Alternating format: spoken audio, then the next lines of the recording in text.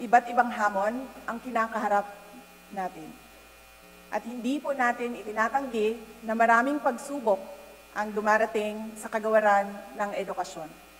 Madalas, makikita ang bakas ng mga hamong ito sa mga mukha ng ating mga mag-aaral, ng ating mga guro, at ng ating mga kawani.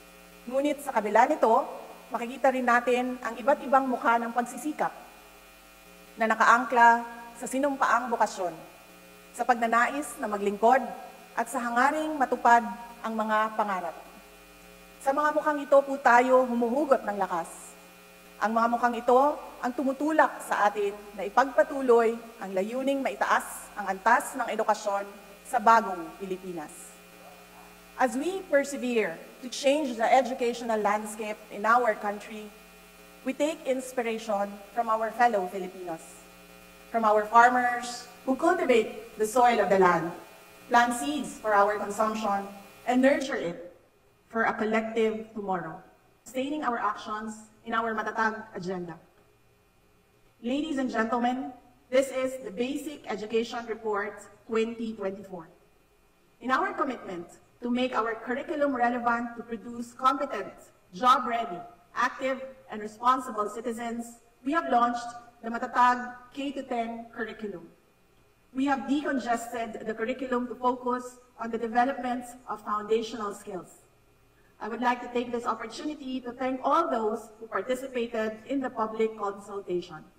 Insights gathered from the public were truly valuable in finalizing the revised curriculum. After all, this is not simply a DepEd curriculum. This is the basic education curriculum of the Philippines. Ito po ang curriculum na inaasahan nating humulma sa kabataan bilang bagong Pilipino.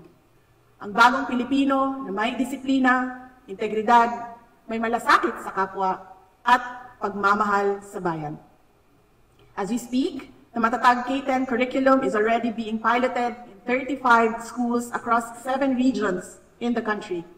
We are actively monitoring the pilot run to determine areas that may need enhancements before its nationwide implementation in school year 2024 to 2025. We would like to thank all our partners in the development of lesson exemplars and research being conducted for the pilot schools of the Matatag curriculum. Learning recovery has always been foremost in our agenda. In support of our learning recovery program, we rolled out the National Learning Camp during the break to supplement learning efforts from the previous school year. Last year's National Learning Camp saw the involvement of 939,314 learners from grades 7 and 8 and 229,036 teachers from a total of 34,383 schools across 16 regions. To further strengthen finally, we have always expressed our intention to remove administrative tasks from our teachers. After holding several consultations with our field personnel, the department order on the removal of administrative tasks for teachers will be released tomorrow, and the corresponding strand memorandum will be released next week. To ensure its effective implementation, along with the filling up of 5,000 administrative personnel for 2023 and another 5,000 administrative personnel for 2024, we will also be providing additional MOOE to enable our schools to hire the necessary administrative support staff.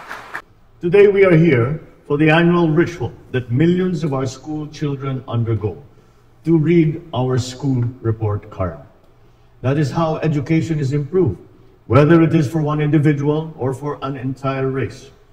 To take stock of where we are, to find feats worth celebrating, identify flaws that we need to correct.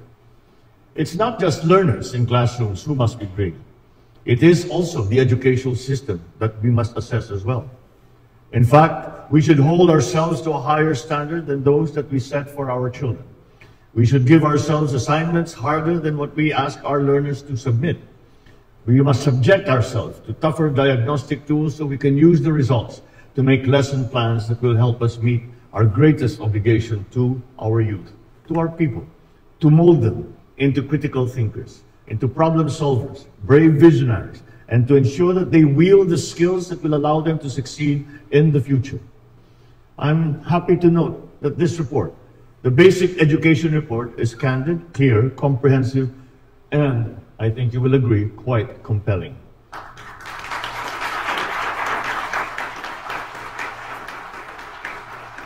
So certainly, the milestones achieved so far deserve our congratulations. Daghang salamat, Vice President Inday Sara. Your stewardship for the biggest agency, with the largest constituency, and I would say the most difficult mandate.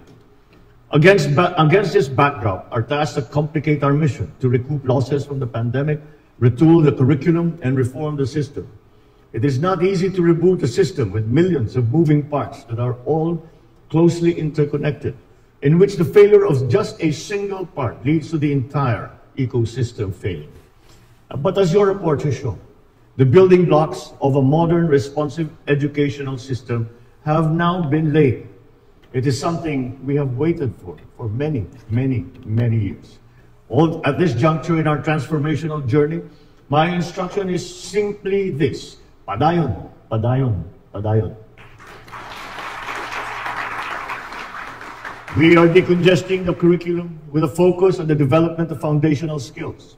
I am happy that the DepEd is piloting a new K-10 curriculum in 35 schools across the region. As in any government project design, the way forward is to prototype in order to validate what was written in the presentation in the PowerPoint. This administration continues to support these remedial initiatives like learning camps to ensure no one is left behind. Maganda rin ang Catch-up Friday. And amidst the rising sea of novel educational theories, one has stood the test of time.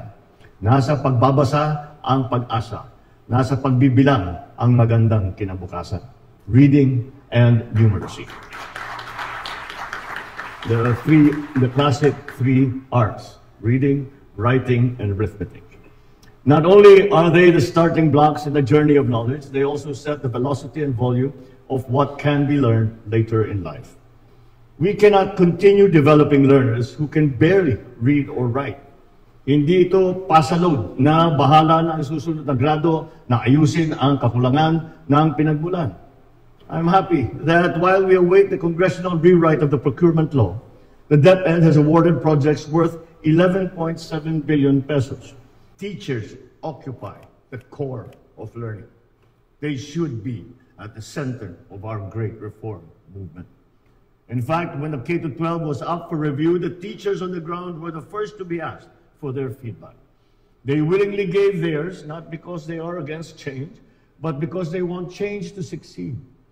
And when it comes to reforms, they are not more passive recipients of alienated implementers. They are much more than that. Teachers are incubators of ideas.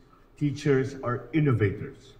So as we move forward, let us keep the teachers as the linchpin of a national standard for learning competencies.